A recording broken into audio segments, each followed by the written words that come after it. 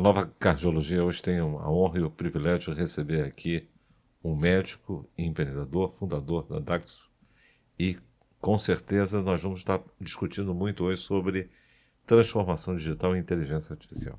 Perfeito. Muito obrigado, tá, doutor Evandro? O privilégio é todo meu estar aqui com o senhor e ter a oportunidade de falar um pouco sobre um tema que eu particularmente sou apaixonado, encantado, que é a tecnologia, uso de inteligência artificial e todo o processo de adotar uma nova tecnologia. Eu particularmente sou bem apaixonado e obrigado pelo convite. Bem, com certeza conversar com quem está fazendo é muito importante para a gente da Nova Cardiologia. E vocês estão fazendo em mais de 100 hospitais, em emergência, nos consultórios, e aproximando, né, aquilo que é importante, que é o cuidado facilitado pela inteligência artificial e, obviamente, por novas ferramentas digitais para o cuidado do paciente. E aí quero ser muito prático com você e que você possa responder primeiro para os pacientes. O que eles ganham com isso? Quais as vantagens de ter o seu médico, o seu hospital, utilizando essas ferramentas digitais no seu cuidado? E segundo, aquele médico e o profissional de saúde que agora está entrando nesse cenário de transformação, não vamos dizer que aqui todos estão aprendendo, né? E isso, né, foi talvez uma consequência não intencional do Covid, né? Mas foi algo que se acelerou com o Covid. Sim. Então eu queria que você falasse para esses dois públicos, primeiro para o paciente, depois o profissional de saúde, médico, os ganhos em relação a isso. Legal. Eu gosto muito de pegar alguns paralelos sempre quando a gente fala de tecnologia e a gente pensa muito em ferramenta digital, pensa muito em... Hoje está o tema principal aí que está sendo discutido em todo o fórum, que é a inteligência artificial, mas eu gosto muito de voltar lá pro início, assim, né? Qual foi a importância da descoberta e da manipulação do fogo para o Homo sapiens, né? Qual foi a importância da revolução agrícola para que a gente conseguisse se manter em sociedade? Qual foi a importância da revolução industrial para, de fato, a gente ter o que a gente tem hoje, do ponto de vista também de sociedade? E aí, quando a gente pega a tecnologia mesmo, computacional, e a gente pega tudo que aconteceu ao longo do último século, vamos dizer assim, tudo acabou proporcionando para que a gente tivesse, de fato, o mundo que a gente tem hoje, com toda a conectividade. E hoje você consegue, por exemplo, se consultar ou efetivamente ter uma opinião, uma segunda opinião com um médico que está em outro lado do mundo. Você consegue pegar populações mais distantes e populações mais carentes e através de tecnologia de satélite, por exemplo, como Starlink, você fazer também um teleatendimento, uma teleconsulta e levar, às vezes, um ultra especialista, como o senhor, por exemplo, muito especializado e dentro da cardiologia, e principalmente em doenças como insuficiência cardíaca e por aí vai. A gente consegue pegar isso e levar para diferentes regiões, até remotas aqui no país. Então, eu vejo muito a tecnologia de inteligência artificial, cloud, tudo isso que veio mudando ao longo dos últimos anos a forma como a gente lida com tudo. O exemplo aqui, eu estou escrevendo num iPad, o senhor está escrevendo ali e fazendo as anotações. Então, você vê como essas ferramentas elas vão ao longo do tempo transformando a sociedade. Sim. E eu vejo as tecnologias de computação muito como isso, assim, e promovendo impactos tão grandes como esse, com algumas observações adicionais, né? Se a gente pega... Tem gráficos bem legais, assim, depois eu vou consultar aqui, né, e coloco, mas se a gente pega o tempo que cada uma dessas tecnologias demorou para ser adotada por mais de 50% da população global, e se a gente pega também o salto, né, de crescimento em número de usuários daquela população e população em geral, e a gente pega as grandes revoluções, como a Revolução Agrícola, a Revolução Industrial e a Revolução Computacional, de fato, a gente percebe que a gente está entrando numa era exponencial, né? Então, a tecnologia agrícola permitiu que a sociedade crescesse com uma determinada curva e padrão de exponencialidade. Se a gente pega a Revolução Industrial, ela permitiu que a gente também crescesse como população, que as tecnologias passassem a ser adotadas no menor tempo possível. E quando a gente pega a revolução computacional como um todo, e aí a inteligência artificial, ela tá dentro disso, né? E ela bebe de outras coisas que precisaram acontecer para que hoje a gente tivesse esse grau de disponibilidade em relação à tecnologia, tá tudo muito mais rápido. Então, Acho que esse é um ponto importante, sabe, Miguel? Acho que a gente tem que ajudar a traduzir isso para o paciente. Qual é a vantagem disso? legal. Né? Até porque a gente vinha conversando, né? Na nossa principal revista semanal, mostra os dados americanos ainda uma desconfiança grande dos pacientes em relação aos médicos trabalhando com IA. Né? E acho que isso é uma falta deles entenderem. Eu acho que está sendo tão rápido as coisas que o sistema de saúde comunicar ao paciente, explicar, né? Porque seguramente aqui não é a preocupação, obviamente tem riscos a IA, mas nos parece que existem ganhos assim muito reais. Eu queria que você traduzisse isso para aquele que está nos ouvindo aqui Perfeito. e nos assistindo. O que eu, paciente, posso hoje, já que o futuro é agora, estar ganhando isso, e o que eu vou ganhar no futuro? Legal. Tem alguns pontos que para o paciente podem se traduzir como um ganho bem efetivo e objetivo. E aí eu gostaria até de citar um pouco do que a gente estava conversando, que não só os pacientes, mas os médicos também ainda possuem uma certa resistência e uma certa barreira a confiar, de fato, seja o paciente confiar em médicos que utilizam sistemas com inteligência artificial para tomar decisão, ou o próprio paciente ter ali também um pouco de desconfiança se pode acreditar naquela informação ou não. E aí eu acho que toda ferramenta, assim como a inteligência artificial, a gente tem que entender um pouco o propósito dela e também saber que ela não resolve tudo, né? Então, ela muda um pouco as relações, ela dá acesso à informação de forma mais fácil para o paciente. Você pode indagar um chat GPT da vida e tirar dúvidas sobre a sua questão de saúde, ele Sim. complementar muito bem o raciocínio e a explicação, mas você, no final das contas, vai acabar precisando do médico para poder te endossar se aquele raciocínio está correto ou se ele não está correto. Deixa eu só entender, quer dizer, então, claramente para o paciente, não é? Quando um sistema de saúde trabalha com inteligência artificial, né, desde que seja uma inteligência artificial que seja já testada, Testada, de homologada. boa qualidade, Perfeito. e que tenha dados válidos, não é? Aquilo se traduz na possibilidade de eu melhorar o diagnóstico, não é? Os profissionais errarem menos, não é? Com isso eu poder ter o meu diagnóstico, o meu tratamento mais assertivo, não é? Sim. E talvez uma coisa importante, será que a gente possa vir a estar diminuindo o desperdício, isso no futuro, poder gerar planos de saúde mais barato, economias, não é, do sistema público, e isso se traduzir por menor carga de impostos? O que você acha em relação a isso? E isso talvez seja um ponto importante também para o paciente entender da incorporação na jornada do cuidado dele da IA. Explica Legal. isso para gente. Perfeito. Eu acho que tem alguns ganhos que instituições que utilizam inteligência artificial ou tecnologia de ponta podem ter. E principalmente quando elas usam de forma madura a tecnologia e tecnologias que sejam validadas. Eu sempre gosto de falar que nós, seres humanos, principalmente dentro da medicina, a gente não nasceu para ser uma mega calculadora, né? É importante eu conhecer raciocínio clínico probabilístico, é importante eu saber criticar e contestar uma hipótese diagnóstica, uma lista de hipóteses diagnósticas que eu estou efetivamente montando em cima de um caso clínico.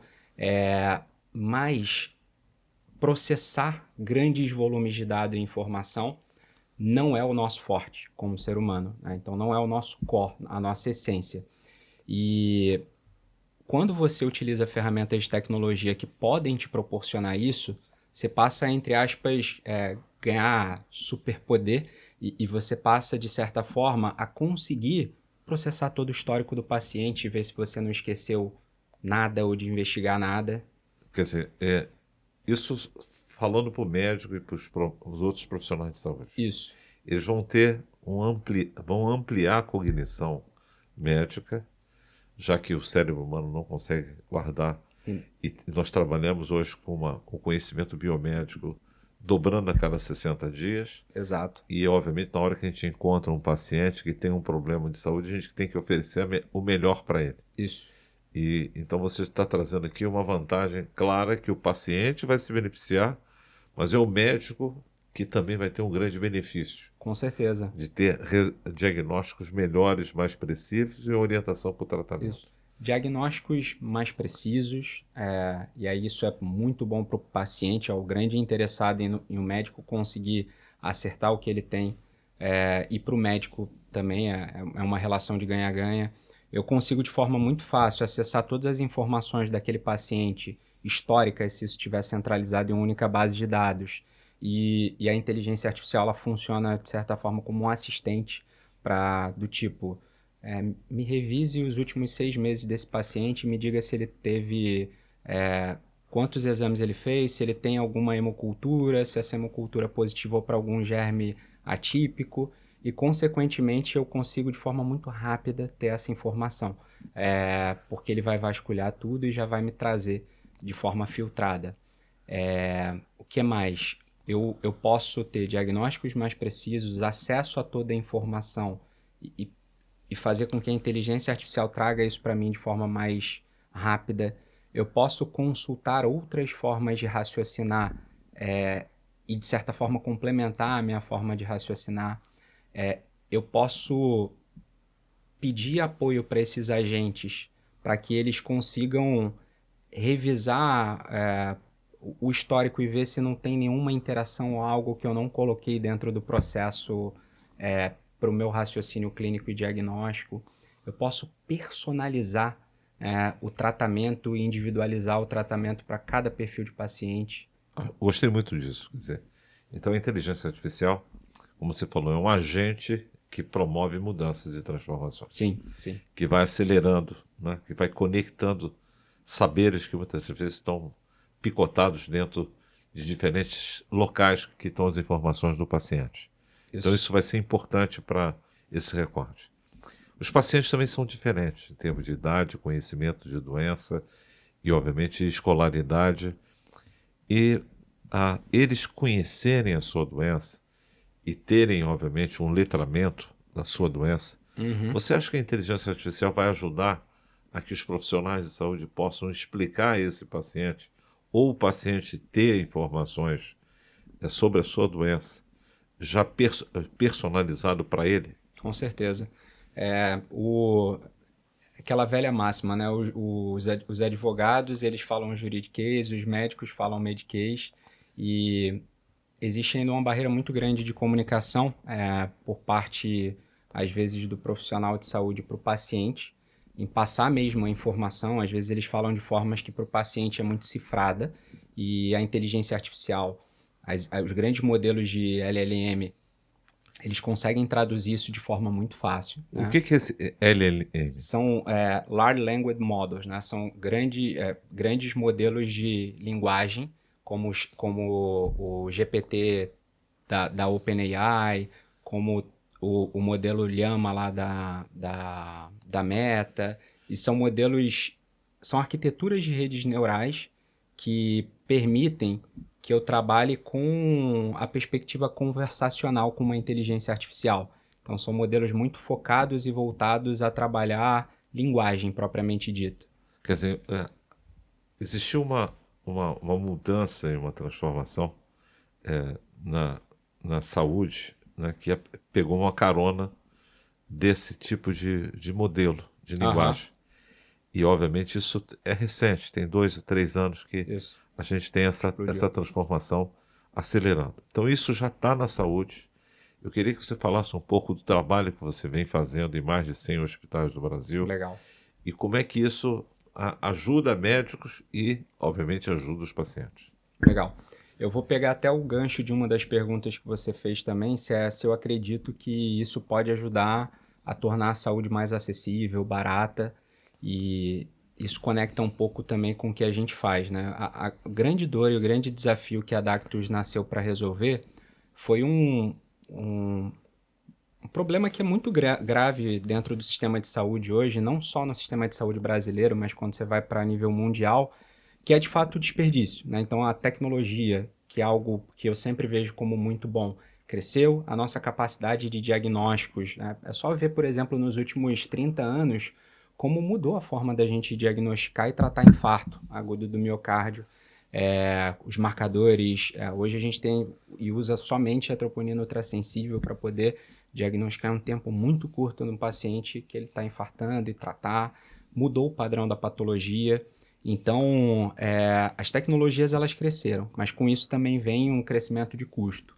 O uso indiscriminado da tecnologia, dos métodos de diagnóstico, etc., isso encareceu muito o sistema de saúde como um todo. Então, o sistema de saúde norte-americano, que funciona diferente do brasileiro, sofre hoje com desperdício.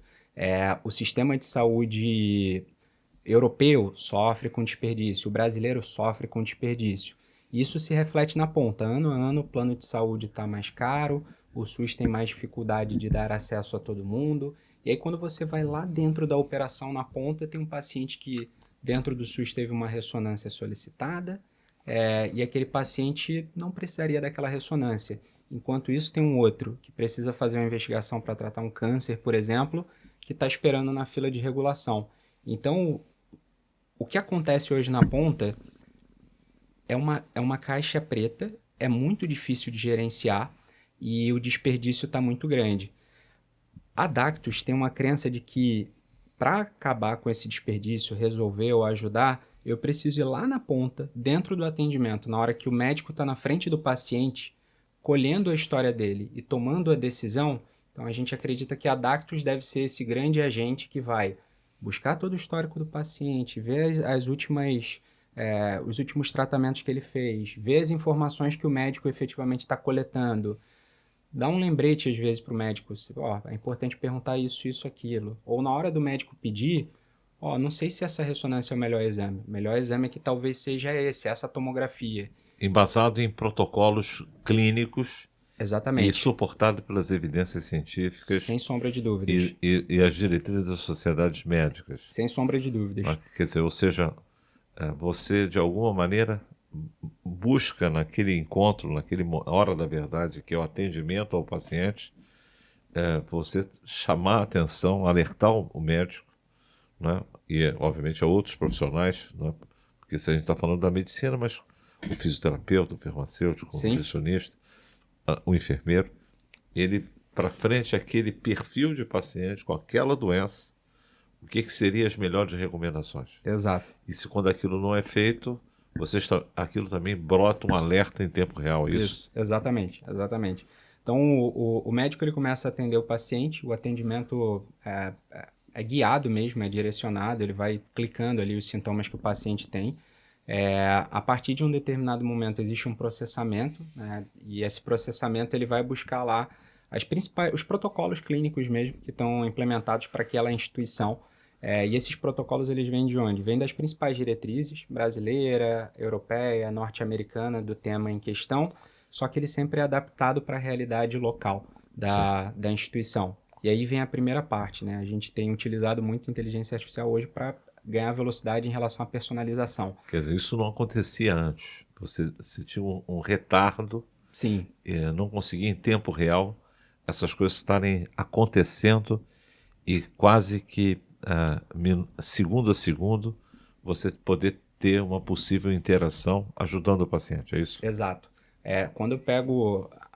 Hoje a Adactus ela foi concebida em 2017 dentro de um hackathon e uma imersão que eu fiz lá no Vale do Silício. Na época eu tinha uma outra empresa que era uma empresa de treinamento e educação médica, E quando eu voltei de lá, do Vale do Silício para cá, ia ser praticamente impossível conseguir manter à frente da empresa de educação e desenvolver a Dactus. E o que mudou de lá para cá? Antes não existia boa parte do que a gente tem hoje de serviços mesmo de inteligência artificial, tudo era muito mais difícil. Então, para eu poder programar esses protocolos e personalizar instituição a instituição, era muito dispendioso. Para eu fazer isso para o paciente, para cada perfil de paciente, eu dar fluxos e tratamentos específicos, eu tinha que literalmente programar muita coisa e acabava tornando algo muito complexo e mudou bastante. Então, a inteligência artificial ela acelerou muitos processos. E ainda mais uma inteligência artificial que vai se abrindo, né? Sim. Obviamente, disponibilizando essa ferramenta não só para aquilo que era altamente custoso para o sistema de saúde. Sim. Nós tínhamos um prontuário eletrônico que custava quase milhares de dólares, não é? E hoje as inteligências artificiais estão ajudando a transformar a medicina e a saúde não só importando soluções, mas tendo soluções nacionais. Sim. É mais ou menos isso que você Exato. tem aprendido e o Brasil se torna um grande canteiro de engenheiros de computação, atendendo a necessidades e, obviamente, você percebe uma revolução na saúde acontecendo em diferentes lugares ainda, em escalas diferentes? A nível de Brasil, se a gente tem, sim, e eu acho que assim, o mercado tem um movimento muito interessante. Você vê alguns empreendedores de Portugal vindo para o Brasil. Sim. Por quê? Portugal é muito pequeno, o mercado consumidor é um mercado minúsculo. E muitas vezes eles têm barreira de linguagem, etc., lá dentro da própria Europa. E o caminho de quem empreende em Portugal é ou realmente expandir dentro da Europa, ou tem sido a alternativa. E eu conheço alguns empreendedores que vieram de Portugal para empreender no Brasil mesmo. A gente tem muito problema, muito desafio, muita dor e é um país continental. Então o Brasil é um canteiro de muita coisa, né? É um mercado muito fértil para você desenvolver tudo isso aqui dentro de casa. Quer dizer, uma coisa boa, né? Quer dizer, o Brasil não só se torna um país exportador, né, de minerais raros, né, mas também agora trazendo e atraindo cérebros. Sim. E quem sabe repatriar cérebros para os desafios da saúde, né? Sim. Já que a saúde ela mexe com o PIB, né, muito mais do que aquilo que a gente acha que é 11%. Né? Porque tem muita coisa não contabilizada.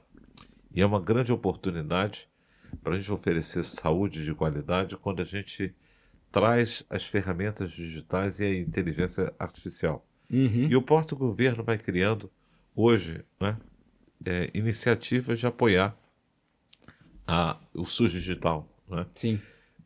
E é claro que hoje, né, esse talvez seja a grande desafio para os médicos. O que você traria, né, como visão para os jovens médicos hoje, frente a essas transformações que estão rapidamente se tornando, né, aplicados na ponta? Como é que deve ser, na sua visão, a formação desse jovem médico? Para onde ele deve estar olhando a incorporação de tecnologia? Qual a sua visão? Legal. Eu peguei um pouco esse movimento dentro da graduação e eu lembro, tem um professor que foi um grande professor de semiologia que lá dentro da UERJ ele é muito respeitado, que é o André Paz, é um baita de um semiota. E quando eu estava no último ano, e eu já tinha, na época, era empresa de treinamento e educação, eu fui conversar com ele. Ele virou um grande amigo, assim. E nessa conversa que eu tive com ele, a gente parou para refletir o quanto... Naquele momento, isso era 2017, né? O quanto... 16, 17, o quanto que coisas que, no passado, eram muito valorizadas dentro da formação médica, que é decorar o rodapé do livro... decorar a alternativa A, B, C ou D que você marcava para poder passar na prova de residência.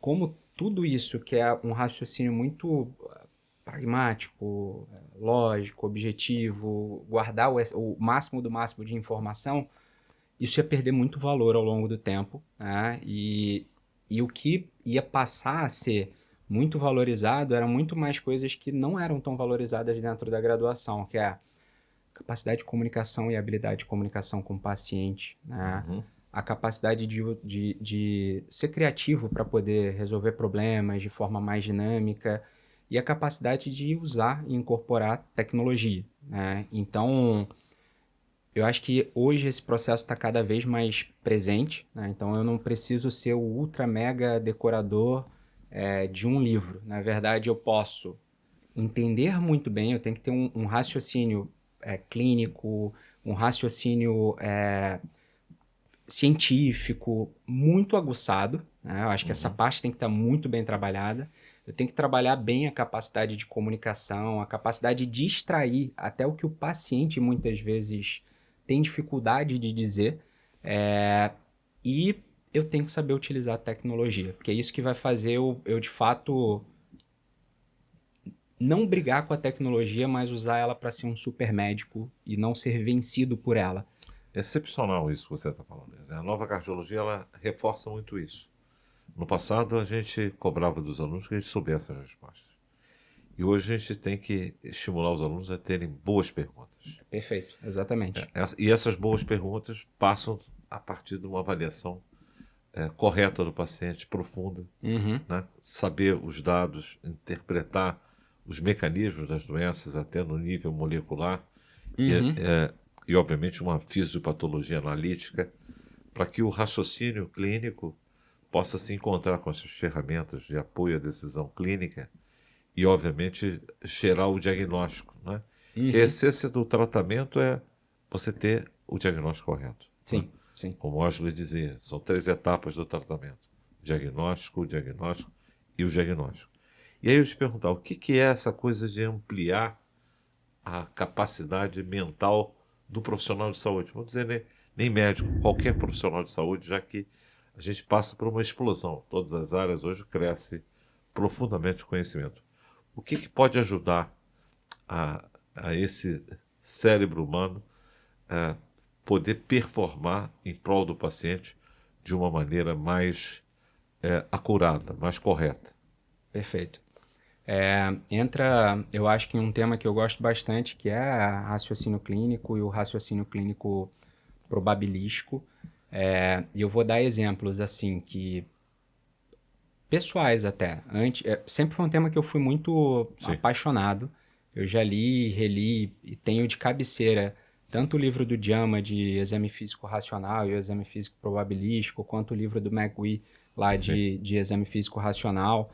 E sempre, quando eu comecei a estudar, a primeira coisa que vem é realmente ele te dá um choque de realidade, porque muitas coisas que na semiologia você aprende como algo que é muito preto no branco, você vê que às vezes é um exame físico, um teste diagnóstico que não tem tanta acurácia ou não tem tanto valor. E então ele te ensina a ser crítico em relação a isso. E a essência de tudo que você aprende ali é número, né? Eu ficar somando probabilidade, subtraindo probabilidade. E é muito difícil eu fazer isso na prática médica de uma forma geral. Quando eu utilizo tecnologia e inteligência artificial, o que eu consigo de forma muito rápida fazer é criar um caminho. Criar um caminho. Eu escolho qual caminho eu quero. Eu quero utilizar essa metodologia de raciocínio clínico ou eu quero utilizar essa metodologia aqui. Eu quero buscar as probabilidades seguindo essa referência e essa referência. Eu posso pedir para a inteligência artificial, inclusive, contrapor as duas e organizar a informação para mim, para que eu tome a decisão. Né? Então... Suportar a decisão clínica, ou seja, quando eu estou frente a um médico, né, se ele vai fazer uma quimioterapia, uma radioterapia num tumor, esse é um processo complexo de tomada de decisão. Sim, né? sim. E, obviamente, isso impacta profundamente no futuro do paciente. Né? Sim, sim. E, obviamente, mexe com chances de cura e chances de um novo tratamento. Então, o que você está trazendo é que, provavelmente, né, cada vez mais, a necessidade da gente estar complementando, né, aquilo que o médico já sabe, com coisas que, obviamente, ele não tenha como é que se diz? A racionalidade daqueles passos. Né? Então, do ponto de vista intuitivo, né? Você usa aquilo, né? É claro que quando a gente fala intuitivo é muito mais complexo do que isso. O cérebro humano, ele é uma ferramenta extraordinária, né? Quer dizer, então a inteligência natural, ela é incrível. E agora a gente coloca uma inteligência artificial criando um caminho dos dois, né? Potencializando, E exatamente. não acabando com o médico, De jeito nenhum. mas trazendo o médico para poder cada vez mais ele, de uma maneira complementar, administrar, gerenciar essas informações e fazer uma curadoria dessas informações. Existe uma coisa que as pessoas sempre perguntam, a inteligência artificial ela pode alucinar, ela pode trazer informações erradas. Sim. E o que seria uma boa maneira de eu poder, né, eu profissional de saúde, quando submeto o meu paciente a uma inteligência artificial, poder saber se aquela inteligência artificial ela está no caminho do correto. O que seria? Perfeito. A primeira coisa, a inteligência artificial alucina, não alucina pouco, tá? O grau de alucinação dela está intimamente ligado a como você fornece a informação e como você faz a pergunta. Por Sim. isso que a base, isso não só da medicina, mas dentro do empreendedorismo, dentro de várias coisas, o pilar central é o que o senhor mencionou, é saber fazer as perguntas certas. E saber fazer as perguntas certas da maneira correta. E eu sempre gosto de trazer o paralelo que a inteligência artificial ela é como se fosse... Muitas pessoas colocam ela como se fosse o super-humano. Não, a inteligência artificial é como se fosse aquele estagiário nota 1000, que dá de 10 às vezes até em muitas pessoas que estão formadas já, que ele pode fazer literalmente tudo que você pedir ou tudo que você precisar. Só que você tem que sempre checar o que ele está fazendo. Então, sempre tem que dar aquela olhada. Eu gostei muito disso. Né? Quer dizer, ele precisa sempre receber uma verificação. Sempre, sempre. Receber um comando, quanto mais adequado for seu comando diante de um estagiário nota 1000, mais fácil ele vai executar a informação. Certo. E você precisa checar. Não tem como você não checar o que foi feito, porque é a única forma de você minimizar o erro, né? Quando você sai de modelos computacionais que são determinísticos, que são classicamente programados, no final do caminho, se alguma coisa não bate, ele não entrega o resultado. Já os modelos probabilísticos, que são os modelos ligados com inteligência artificial, e as LLMs estão dentro disso, eles vão te cuspir alguma informação. Se é correto ou não, realmente só você tem que verificar. E para isso... você tem que estudar bastante, você tem que saber o assunto de certa forma que você está trabalhando. Se possível, aquela informação tem que estar seguida de uma bibliografia. De preferência. Que, inclusive, dependendo do modelo de LLM que você esteja utilizando, ele não necessariamente vai te expor alguma bibliografia, mas você pode pedir para ele te devolver. Sim. E, inclusive, essa é uma das formas de você testar se ele está falando correto ou não. Então, vou dar um exemplo. Peguei um livro aqui. Eu quero que ele acesse o capítulo X daquele livro que tem determinadas informações e eu quero que ele me tabule isso. Então ele vai fazer. A melhor forma de eu verificar isso é eu abrir o livro ali digital, dar um Ctrl F para poder pesquisar coisa e colocar a informação e ver. Então, ou você pedir para ele citar a frase, ele escreve a frase, você copia e joga dentro do PDF e você vê se aquilo existe de fato. Porque ele pode pegar algo que não existe, colocar... E se você perceber que ele encontrou algo ele soltou algo que não existe, é importante você dar o feedback para ele. Que ele vai, dependendo do modelo que você esteja utilizando, ele vai aprendendo, ele vai se personalizando a tua forma de, até mesmo de trabalhar. Uma coisa interessante. Quer dizer, então, foi interessante, quer dizer, está sendo extremamente importante aqui a gente estar conversando sobre isso, não é? Porque é claro que a saúde passa hoje pela necessidade de melhorar o desempenho dos métodos diagnósticos. Muito erro acontece numa tomografia, muito erro acontece numa mamografia, no exame de ecocardiografia, num cateterismo cardíaco. E muitas das vezes a gente não vê e revê isso. Né? E o que você tem a nos dizer, e obviamente os pacientes hoje, não é? e obviamente cada vez mais a gente tem que ter clareza que aquele laudo passou por uma inteligência artificial, né? E isso cada vez mais está sendo exigido, né? E que obviamente o laudo final é sempre a soma, né, de um primeiro filtro, né, da inteligência artificial e obviamente um profissional experiente, capaz e certificado para isso. Diz para a gente o que você tem visto, estudado e pesquisado sobre isso. Legal. Inclusive, dentro da imagem, dentro da inteligência artificial deu um boom muito grande e ficou muito acessível. E eu acho que do ponto de vista de impacto, chamou muito a atenção das pessoas com os grandes modelos de linguagem, porque linguagem é algo muito humano, né? E quando você vê um chat GPT respondendo para você como se fosse uma pessoa conversando do outro lado, em tempo real, aquilo realmente assusta, né? Sim. Mas a inteligência artificial, ela já roda há bastante tempo e quando a gente pega os métodos de imagem, se eu não me engano, foi inclusive onde começou, o grande pioneirismo dentro da medicina foram nos métodos de imagem.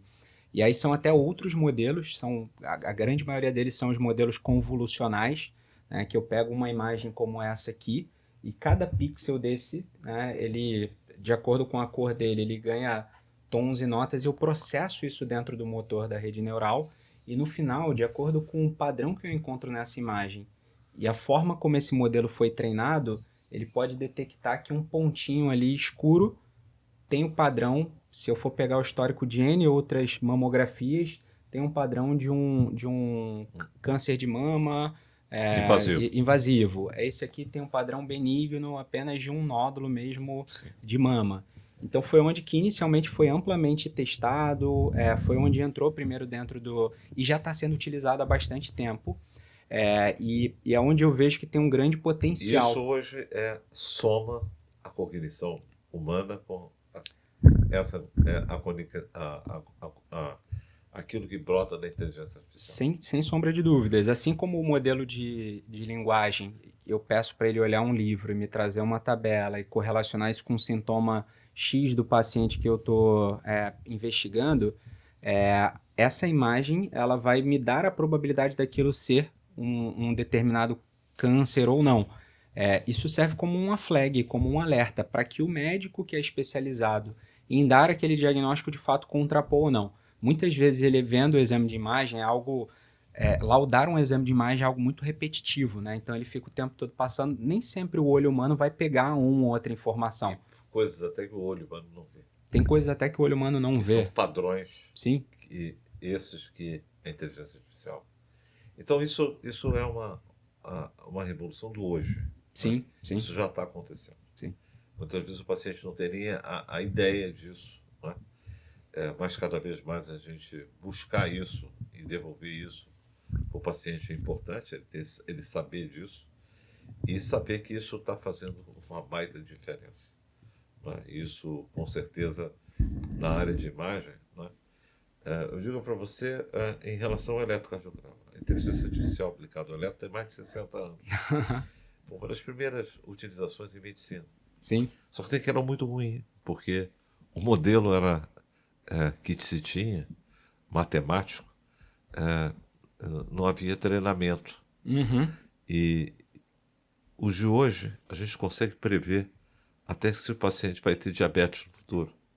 Se aquilo que tem aquele eletro é um coração que tem uma idade biológica maior do que a idade cronológica. Uhum. Então, o envelhecimento do sistema cardiovascular vai conseguindo sendo detectado pelos exames. Sim. Né?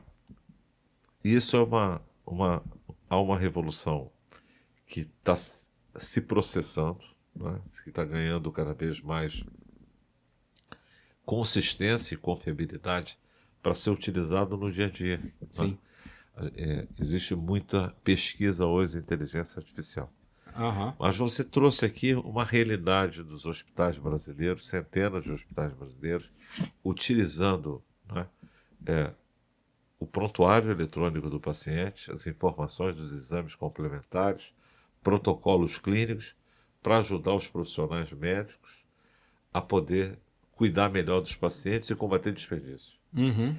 Isso interessa também o sistema de saúde. Sim. Como é que os sistemas de saúde, públicos e privados hoje, você acha que a gente possa enxergar os possíveis ganhos em relação a isso? Legal. Eu acho que eu gosto muito de ser pragmático e o que acaba movimentando e movendo às vezes a decisão ali de um grande gestor é custo-efetividade ou a decisão de fato financeira para fazer com que aquele negócio pare de pé, né? Sim. Então, quando a gente pega a tecnologia e pega a inteligência artificial, eu acho que o principal motivador para quem gere, né, para quem faz gestão, é de fato entender que aquilo vai trazer um retorno financeiro, né, para o sistema e vai fazer com que ele pare de pé. E se a gente pega os grandes campos de desperdício em saúde, eles podem se resumir em 6 grandes campos, né? 3 desses são assistenciais e 3 desses são administrativos. Os 3 assistenciais são, o primeiro é falha na entrega do cuidado. Então, por algum motivo, Sim. aquele paciente precisava de uma determinada coisa e eu falhei em entregar. Tanto os hospitais privados, públicos, eles perdem com isso. O paciente fica com maior morbidade, ele vai custar mais para o sistema como um todo. O hospital privado que deixou de diagnosticar e tratar um paciente, ele deixou de certa forma de receber. Sim. Então, uma infecção, por exemplo, uma sepsis, ela pode ser antecipada com sim, modelos de inteligência artificial. com certeza, com certeza. E aí eu trabalho e atuo exatamente nesse pilar de conseguir garantir a entrega do cuidado. Por um outro lado, o excesso também é ruim. Então, se eu investigo demais, se eu trato quem não é para ser tratado, eu Sim. causo desperdício. Tem o chamado overtreatment. O overtreatment, o overdiagnose, eles são um grande vilão assim do sistema de saúde como um todo, seja ele público ou privado. Pode? Deve ir. E outro vilão assistencial é o que a gente chama de falha mesmo do segmento do cuidado. Então, as informações de saúde elas estão totalmente fragmentadas, Sim. não estão unificadas hoje. E o que acaba acontecendo é que esse paciente que veio para mim aqui hoje, eu pedi X exames, ele vai amanhã lá no seu consultório para poder investigar uma outra coisa. Se a informação não está presente ali, às vezes esse exame vai acabar sendo repetido. Um cartão nacional de saúde e a interoperabilidade ainda é um algo desafio. que a gente não temos ainda. Ainda não. Enquanto você já tem isso nos bancos, sim, né? Nos bancos com certeza. O sistema financeiro e o Open Health é um grande benchmark assim, para a saúde. Então a gente precisa pensar e acelerar iniciativas dessa troca de informações. Sim. Bem, e você falou 3 coisas administrativas. Que coisas são essas? As administrativas são falha na precificação, né? Então nem o sistema de saúde, nem as fontes prestadoras precificam da forma correta.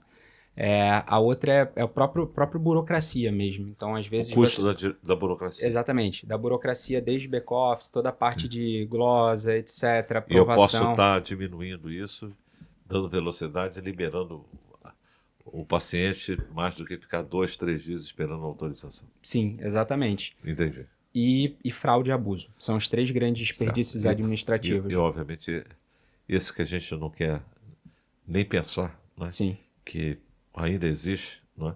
Infelizmente. E que tem que ser, obviamente, combatido, educado, e todos sofrem com isso. Né?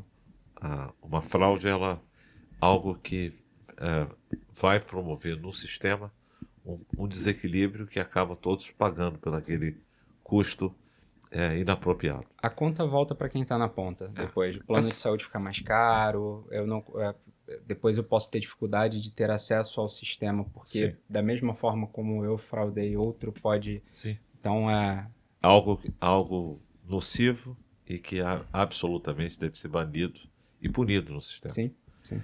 Bem, um ponto assim fundamental, né, que eu acho que essa semana eu estava vendo, né, que estava isso no estado de São Paulo ou na Folha de São Paulo, que um centro acadêmico teve um erro de diagnóstico e obviamente, a justiça estava promovendo, né, um ressarcimento para o paciente que equivocadamente foi dado um laudo e um tratamento em cima de uma informação vindo do exame complementar.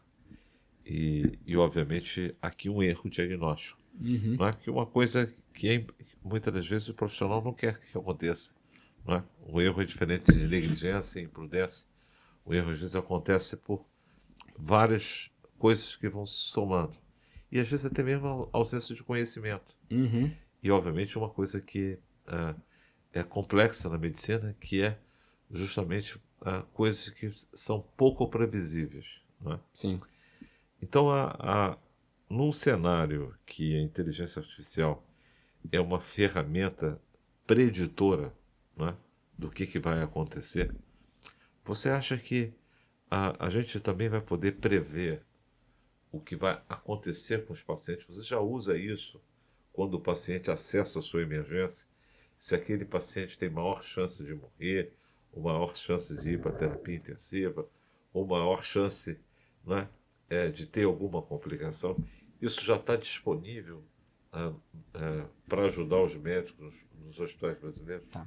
É um pouco menos disponível, mas já existem métodos e alternativas para eu poder predizer se um paciente tem mais ou menos risco de acordo com pura e simplesmente o histórico dele que eu tenho guardado aqui. Alguns dados do pronto-socorro que você já possa capturar que esse paciente tem maior risco? Do pronto-socorro ou dentro do próprio prontuário eletrônico, histórico de atendimentos anteriores. Sim. Só com as comorbidades, por exemplo, e uso de medicação e o sintoma que ele chega numa emergência, já dá para você saber. Você já vai começando a iluminar isso. Sim. Inclusive tem, por exemplo, tem um algoritmo que a gente tem que ele basicamente trabalha com os dados de sinais vitais, né, e comorbidades prévias. E o que é sinal vital? Tem muita gente Perfeito. leiga que vai estar assistindo esse podcast. Perfeito. Explica isso para a gente. Pressão arterial, sistólica e diastólica. O neurológico, ele entra, a escala neurológica, Sim. ele entra também ali como um sinal vital.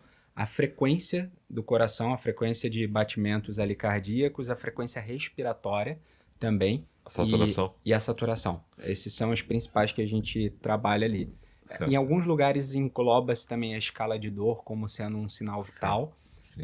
Mas a gente, nesse algoritmo que a gente tem, especificamente, a gente não usa. Coisas absolutamente, extremamente simples. Né? Sim, são extremamente Custo zero. Né? Que é coletado em todo paciente, mas que a gente, ao olhar o dado individual, a gente não consegue enxergar quando tudo isso se combina e aí surge uma tempestade perfeita, é isso? Exatamente. E só os sinais vitais, sozinhos, eles já são suficientes para muitas vezes predizer mesmo o risco de parada cardiorrespiratória ou o risco de mortalidade.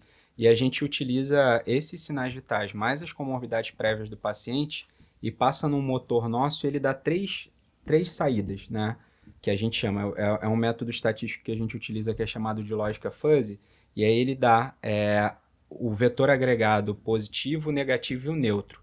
O que cada um quer dizer? O positivo, ele quer dizer o quão grave aquele paciente está ou o quão sadio aquele paciente está. O vetor agregado negativo, qual é a probabilidade dele ter um desfecho ruim. E o neutro, ele me diz o quão seguro ou não eu estou desse cálculo que eu acabei de fazer.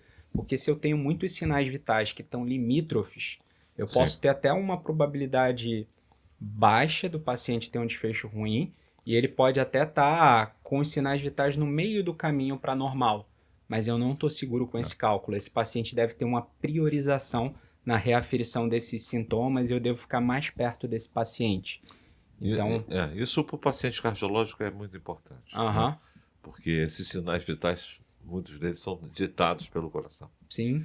E quando o coração acelera, ou o coração gera baixa pressão, ou essa baixa pressão às vezes se traduzindo por baixa temperatura, e aumentando a frequência respiratória, e alterando o nível mental, a gente tem aí uma condição chamada choque. Choque do coração, choque cardiogênico. uma condição que leva a mortalidade de 60% a 70%. Então, como juntar tudo isso, né? E já chamar a atenção, muitas vezes é o médico que está chegando ali naquele plantão e nunca vivenciou um quadro desse. Né? E a gente tem os jovens médicos, né? O Brasil hoje se aproxima a 50 mil médicos por ano. Muitos vão dar suas atividades em emergência e muitas das vezes possam não ter visto um choque cardiogênico, que às vezes se assemelha a um choque anafilático, ou seja, uma reação alérgica, que às vezes se assemelha a um choque por bactéria. Né? É claro que o choque bacteriano, séptico, a gente tem a presença da febre, né? Que é um sinal vital, às vezes, fundamental, né? Para a gente separar uma coisa da outra. E a inteligência artificial do seu lado, sendo aí o seu o quê? Um tutor também. Então, essa interação, inteligência natural com inteligência artificial, vai, obviamente, pavimentando uma assistência com maior segurança. Mais assertiva. E com isso, os sistemas de acreditação hospitalar, não é, podem se beneficiar disso que você vem implantando, que a Dactus tem implantando no dia a dia dos hospitais. Como é que você enxerga isso? Legal. Tudo que a gente faz hoje, a gente não só suporta o médico para a tomada de decisão, a gente não só ajuda a coletar esses sinais vitais e dizer se o paciente tem alta probabilidade, gravidade alta e, consequentemente, se eu estou seguro com o cálculo que fez, mas a gente também traduz isso para uma linguagem que o profissional consiga acessar, seja esse profissional médico, um enfermeiro, um fisioterapeuta, e tudo que o médico depois toma de decisão conosco, a gente devolve para o prontuário eletrônico, porque prontuário eletrônico é a grande caixa preta do paciente, do atendimento médico. E além da gente devolver tudo para lá, eu consigo acompanhar o que foi feito. Então, ao longo dessa jornada toda, eu gero dados, né? E esses dados que eu gero, eles servem para... A Dactus, ela se posiciona muito como uma empresa de suporte à decisão clínica, mas, na verdade, a gente é uma empresa de dados por trás. Tudo que a gente faz para ter dado na ponta e que, com esse dado, eu consiga fazer gestão e aplicar os ciclos de melhoria e o PDCA. Então, como todos os atendimentos de uma instituição que tem a Dactus passa a ser gerenciável, para um processo de acreditação, eu passo a não ter só o protocolo de sepsis, de dor torácica e de AVC como possíveis de serem gerenciados. Eu passo a ter a possibilidade de gerenciar literalmente qualquer tipo de atendimento que chega numa emergência ou qualquer paciente que está internado dentro daquela instituição. Então, isso, para mim, soa como música. Por quê? Porque a gente sempre teve um sonho no Brasil de ter instituições de alta confiabilidade. Perfeito. Instituições como uma plataforma de petróleo, uma empresa, não é? De nuclear. Que se acontece alguma coisa, eu consiga fazer com que o defeito ou o problema seja rapidamente estabilizado e não gere uma crise maior. E na saúde, criar hospitais de alta confiabilidade significa gerenciar dados, né? Intervir nesses dados antes que o paciente entre em colapso. Né? Antes que ele, às vezes, perca essa chance de se recuperar de uma instabilidade que possa surgir, muitas das vezes, da imprevisibilidade que é a medicina. Então, eu queria te parabenizar, Miguel. Muito obrigado. Seus exemplos aqui e o trabalho que a Dactus tem feito, né, nos hospitais brasileiros, que isso sirva como inspiração. A nova cardiologia acredita nisso, né? Essa é uma crença, é um dos credos que a gente tem, que a transformação da saúde ela é através das ferramentas digitais. Perfeito. E, obviamente, do mindset digital do médico, não é? Que vai introduzindo, não é?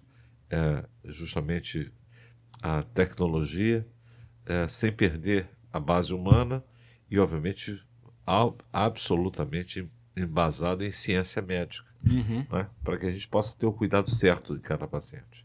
Perfeito. Então, o nosso compromisso na nova cardiologia é oferecer o cuidado certo para cada paciente no custo adequado, né? Sem desperdício.